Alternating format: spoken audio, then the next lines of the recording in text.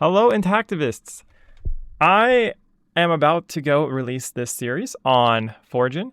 Now, before people get upset, I am doing this for you guys. I know a lot of you guys are donors and are supporters of Foregen, but are very afraid of speaking your minds because you're afraid you're going to get banned from Foregen for speaking out against them. I've heard this multiple times, and I want you guys to put aside the fact that, oh, Foregen's the only company actively working on regrowing foreskins right now.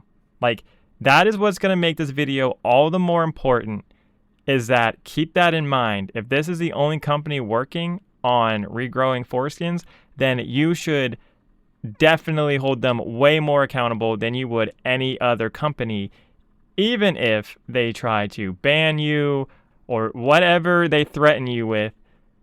That's a very poor excuse. And I'm going to try and convey very important messages here without getting too upset, because a lot of things that Foregen has been doing, I think, is just downright wrong. And I'm not going to just sit here and let them just do whatever they feel like, because that's what they've been doing. They've honestly have been treating a lot of donors like garbage, I feel. And you know what? I'm going to give you a bunch of evidence right now. So let's just jump in with this first part of Foregen just breaking the law, essentially. And keep in mind, these are just my opinions. So you know what? I could be wrong, but let's just go. I want you to remember this quote. Whoever is careless with the truth in small matters cannot be trusted with important matters. Albert Einstein. Now, this is very important, all right? And we like Albert Einstein. You know, we even had a dude wearing his shirt during his Intactivists genital autonomy speech. Yeah, remember that guy? All right. Anyways, Foregen made a tweet, and essentially it was talking about how they're going to do a tri-annual meeting versus quarterly. They took that down.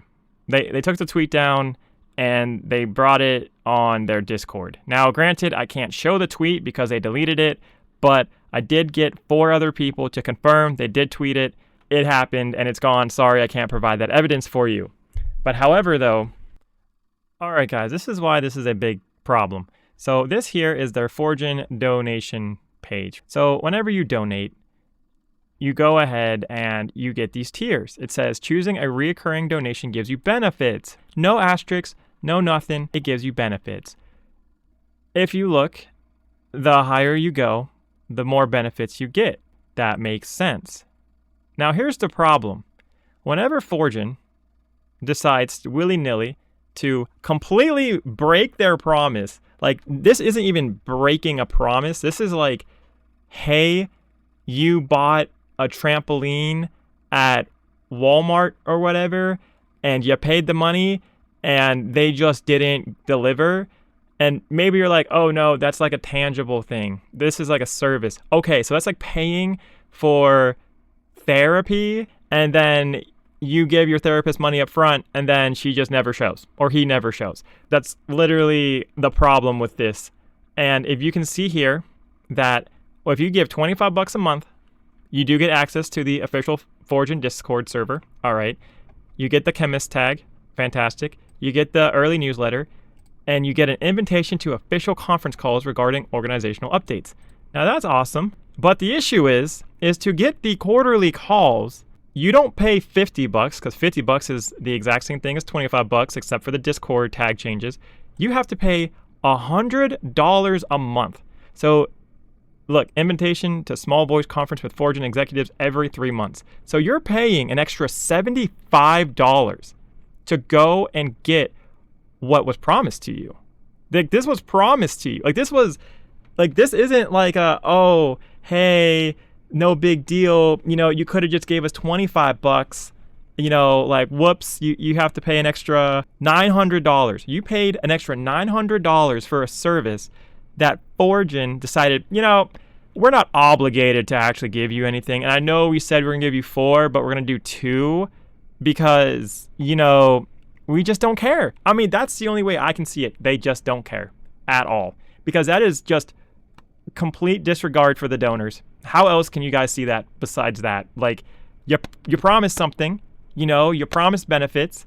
Like, if my credit card gives me benefits. If they pulled this kind of crap, they would be in a lawsuit. I would be like, yo, you promised me this.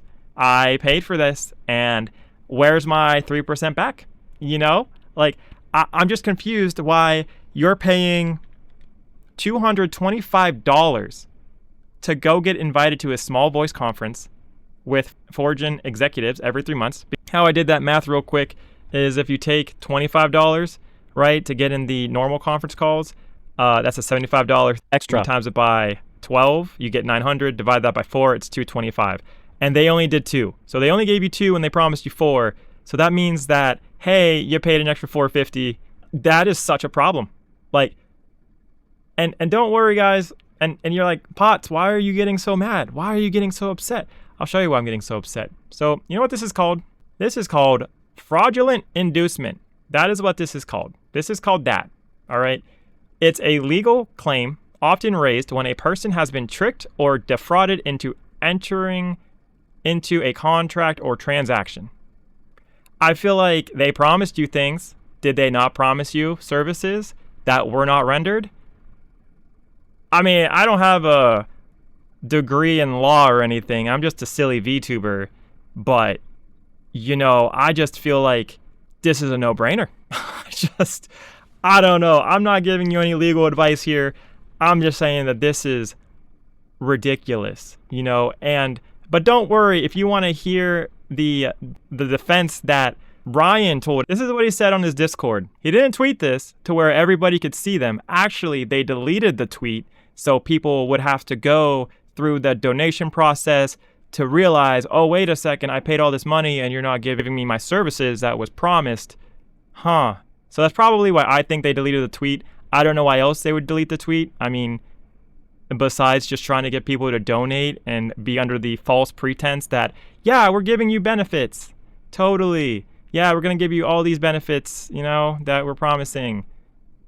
Oh, hey, you joined the Discord now. Oh, yeah. So, yeah, by the way, we don't consider the donor perks to be goods or services. This includes Discord membership, conference call, attendance, thank you letters, etc. All right, what do you consider it? Like, what do you consider it there, Ryan? What? You do you consider this, oh, we're the only company that's regrowing foreskin, so you should love us? That's what you consider it? Like, what do you consider it if you don't consider it goods and services? Do you know what goods and services is? I'll tell you what goods and services is. Goods and services, right here. Goods are tangible items that can be used, stored, evaluated, taken home, or consumed. Oh, wow. Kind of like if you pay them $1,000, this signed, personalized letter from Foregen executive that they're promising you. That's not a good, right? That's not something you can just store away. Oh, hey, you want to gamble with Foregen, pay them $1,000. They might give you this letter. Who knows? Like, oh, hey, you paid for a signed baseball card from a famous person. You gave them $1,000. Well, you know what? That baseball card, that's not really a good, is it? I mean, I guess according to some people, autographs aren't a good. I guess that's how we're calling it now. And letters aren't goods either.